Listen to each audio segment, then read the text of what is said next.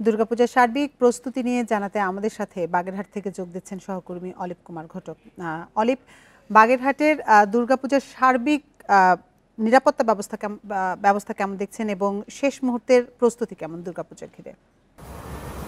আপনি জানেন আগামী 28 সেপ্টেম্বর থেকে শারদীয় দুর্গোৎসব শুরু হচ্ছে। এই শারদীয় দুর্গোৎসবে কিন্তু বাগেরহাট জেলাতে 605টি পূজা মণ্ডপে কিন্তু এবছর পূজা অনুষ্ঠিত হবে।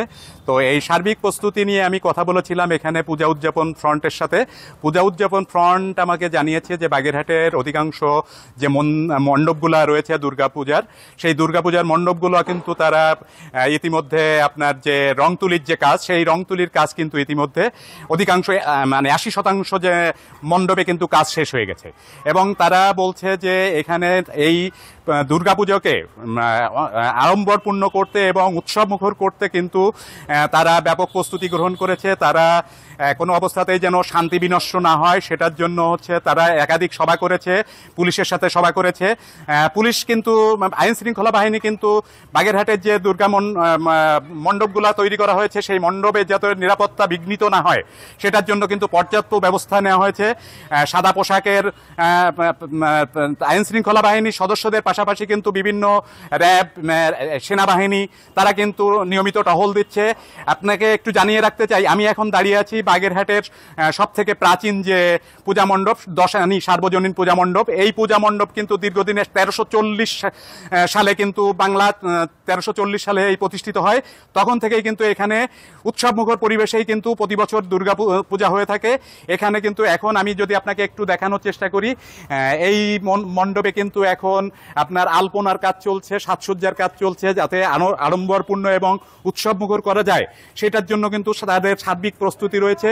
এবং এই মণ্ডপগুলা আকর্ষণীয় করতে যাতে দর্শনার্থী এসে আনন্দ পায়, এই 5টা দিন যারা যাতে উৎসবটি ভালোভাবে কাটাতে পারে সেটার জন্য কিন্তু সর্বোচ্চ প্রস্তুতি কিন্তু তাদের রয়েছে। তো এখানে আমি এখানে কথা বলেছিলাম বাগেরহাটে পুলিশ সুপার মোহাম্মদ আসাদুজ্জামানের সাথে।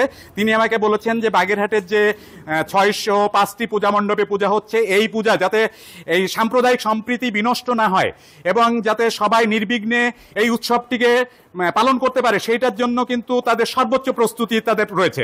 এবং ইতিমধ্যে আমি এখানে দেখেছি আইন শৃঙ্খলা বাহিনী বলতে হচ্ছে আনসার সদস্যরা কিন্তু গতকালকে থেকেই কিন্তু এখানে তারা কিন্তু এখানে দায়িত্ব পালন করছে। তারা এখানে সার্বিক নিরাপত্তার কাজে রয়েছে। তারা বলছে যে এখানে কোনো অবস্থাতেই যেন শান্তি শৃঙ্খলা বিঘ্নিত না হয় এবং হিন্দু ধর্মাবলম্বীদের এই শারদীয় দুর্গোৎসব যাতে উৎসবমুখর হয় এবং সেই দুর্গা উৎসব যাতে শান্তিপূর্ণ হয় সেটার জন্য যা করণীয় সব কিন্তু প্রশাসনের পক্ষ থেকে সব প্রস্তুতি গ্রহণ করেছে। এই ছিল আমার কাছে শারদীয় দুর্গা উৎসবের প্রস্তুতির সর্বশেষ খবর।